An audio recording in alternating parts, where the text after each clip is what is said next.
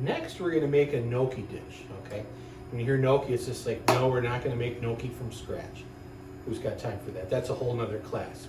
Cooking the potatoes and ricing them and mixing them with flour and rolling them out, okay? But there's these shelf-stable gnocchi products out there that are great as a base for gnocchi and the other things that go into your saute pan make for a really delicious dish, okay? So we're gonna start, I've got a pan heating up here, okay? I've got a little bit of red onion and I'm gonna cut it in julienne. So I get these long little slivers.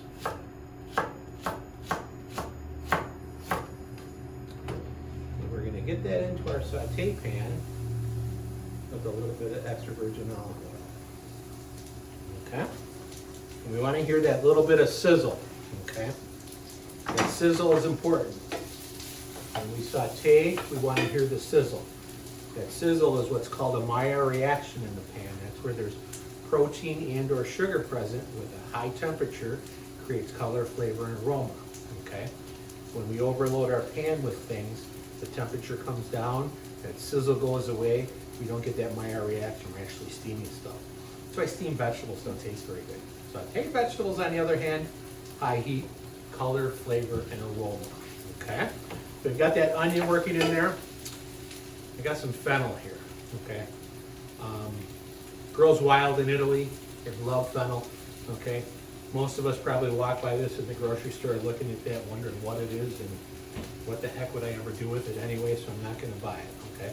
This is a head of fennel, okay? The bulb is totally edible, as are the top and the fronds, okay? So what we're going to do is I'm going to take this and we're going to cut some of the bulb up and get it into the pan along with our onions. Fennel's got kind of a really nice anise flavor, okay? It's not anise like a really heavy black licorice. It's much more natural. It's really pleasant. Very tasty raw, okay? Or it's tasty cooked as well. Raw, when you shave fennel really fine with some oranges and some onions, a little olive oil, makes a delicious salad combination. Real popular in Italian cooking, okay? So we're just gonna pop a little bit of that fennel bulb in there, okay? You hear that sizzle, okay, that's a good thing. We're getting a little color, okay. Imagine a mirror here. There's a little bit of color on those vegetables. That color is flavor and aroma, okay. After this works a little bit, I've got some chopped fresh garlic, okay. I'm real big on chopped fresh garlic, okay. Those jars of processed garlic that are pre-chopped, packed in water, that are kind of brown looking. You ever wonder how long they're sitting on the shelf? Okay, fresh garlic got a beautiful flavor, okay? Big difference, okay? Now we're gonna cut open this gnocchi package here, okay? Got a little color started on our vegetables. Now we're gonna add some of this gnocchi.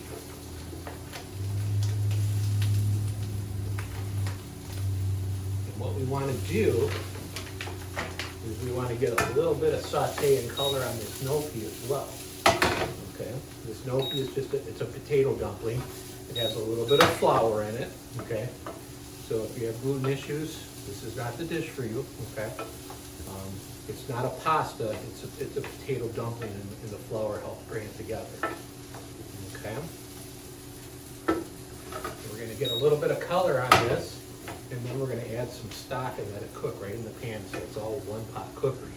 You know, if we were making fresh gnocchi at home, you would roll out this big long snake and cut them up and off of the end of a fork into a pot of boiling water.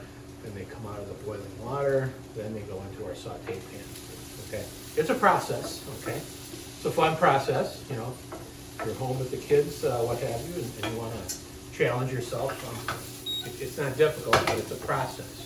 Whereas just this little quick, using the shelf-stable gnocchi, quick one-pot saute, simple dinner at home one evening, or part of this grand four-course fiesta that you're going to make for some of your best friends. And by the way, if you ever want to invite me over to sample the results, I'm more than happy to come over. I'll even bring some wine. Okay. So we got a little bit of color on this gnocchi. Okay. So now we're going to take some stock. I've got vegetable stock here.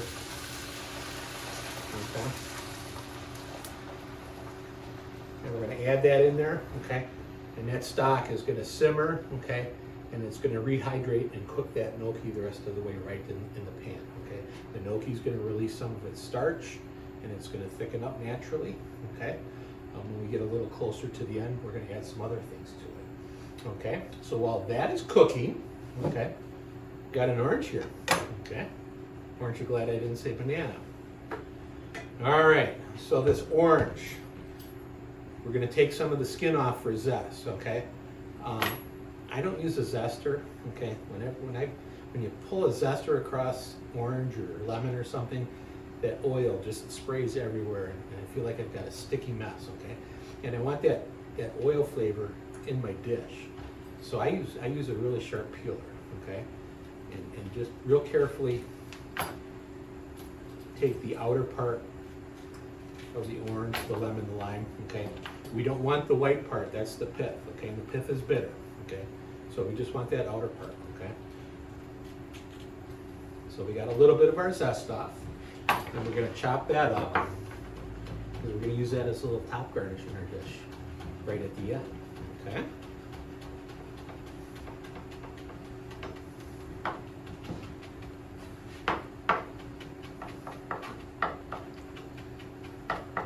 Now, if you got a zester and you like to use your zester, by all means, okay? I'm not a big gadget guy though. I've got, a peeler and a couple of knives and a pair of tongs, and I'm good to go. So don't invite me to your pampered chef party because I won't buy anything. All right, we're gonna save that zest there, okay? So if you have other uses for your zest, by all means, get the rest of it off, okay? But now we're gonna peel this orange, but we're not gonna peel it this way. We're gonna peel it with the knife. We're gonna take the ends off like I described before, like we would for honeydew or cantaloupe, okay? And then we're gonna take and peel the orange.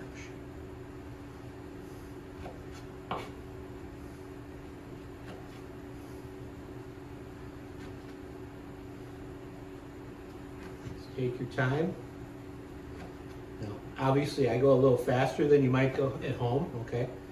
I've been doing this for a couple of more days, so I've got a little more practice, okay? Now we've got our peeled orange there, okay? These pieces, you can put them in your infused water or your compost pile, okay? So now if you've got kids at home and you can't get them to eat fruit, okay?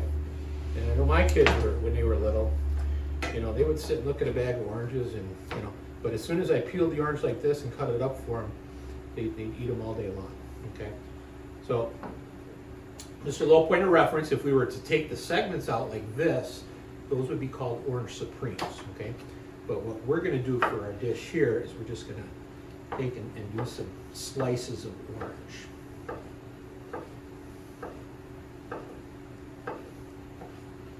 And then we got that sliced orange, okay? And we're gonna use that for garnish, okay? Also got a couple scallions here, green onions.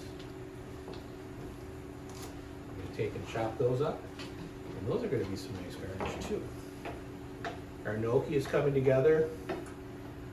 That stock, the steam comes off, it reduces, the gnocchi's reducing its starch, and it's starting to get all nice and creamy in that pan.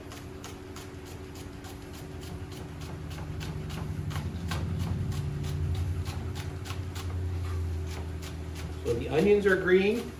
I've got some asparagus here that's green, and it's really fine pencil thin, okay? So we're gonna add that in towards the end because it's gonna cook really quickly, okay? And we add things when we cook based upon how long it takes to cook them so that everything is done at the end, okay? When we're dealing with things that are green, we typically always wanna add those at the end of the cooking process, okay?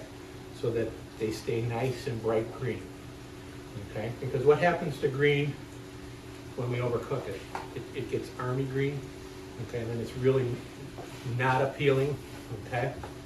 And then you kind of look at it because we eat with our eyes and go, ew, Okay, it's like that, I always kid around, you know, that Mother's Day buffet with that big pan of broccoli that, oh, well, you should eat broccoli because it's good for us, but it's overcooked and it's army green.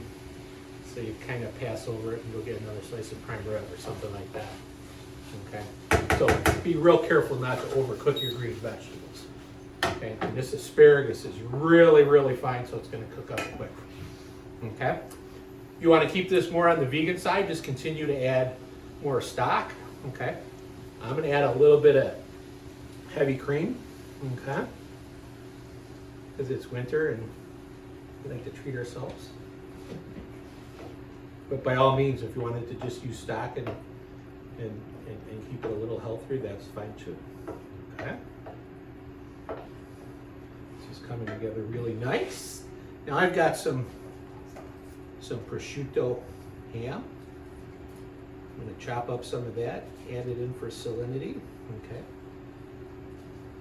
You're going to have these recipes. They're roadmaps. Okay. You make a pot of gnocchi at home. Maybe you make a gnocchi now. It's like, ooh, this is pretty slick. I can make this, you know, I get home from work and have a quick dinner on the table in 20 minutes. So it'd be a chance to just clean out the refrigerator. What do we got that we can put into the gnocchi? Okay. And then make up a cool name for it. I'm just going to cut this prosciutto up a little bit and pop that in there. That's going to give it some salinity.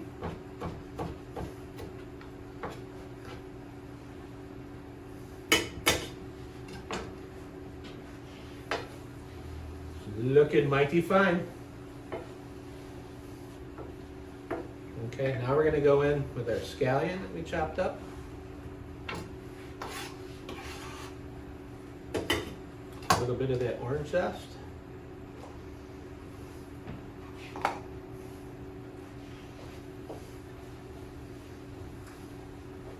And now we need to season with salt and pepper. Be right back. I got to get my salt and pepper.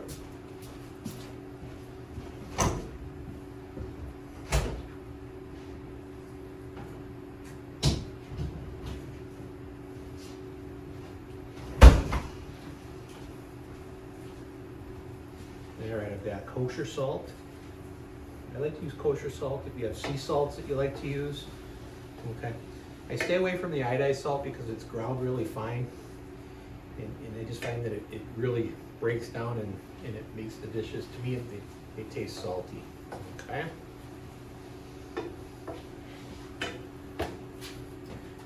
Best part about cooking dinner is you're the taster.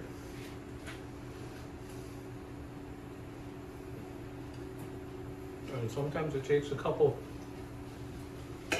tries to get it right, but that's pretty good. All right. So let's dish up our gnocchi here. Paul is on the other side of me, Paula Morgan on the camera. She's my official taster on all of these. So if you have any questions about, you know, hey, should I really make this one? Was it any good? You send Paul an email, she'll let you know. Okay, now we're going to take our orange segments, or orange pieces that we sliced off. And we're just going to kind of lay those right on top, fan them out. Okay. They go on room temperature. And they'll warm up from the heat of the gnocchi.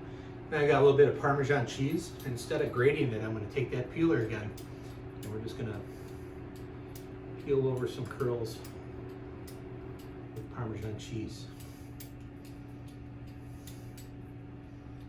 Maybe a little sprinkle of fresh parsley, or maybe some of these fennel fronds. Okay, garnish however you like, just make it pretty. Okay, and you've got a great dish. Here's your Sicilian style gnocchi. Here, let me bring this a little closer so that we can see it. The Sicilian style gnocchi. Oh, delicious.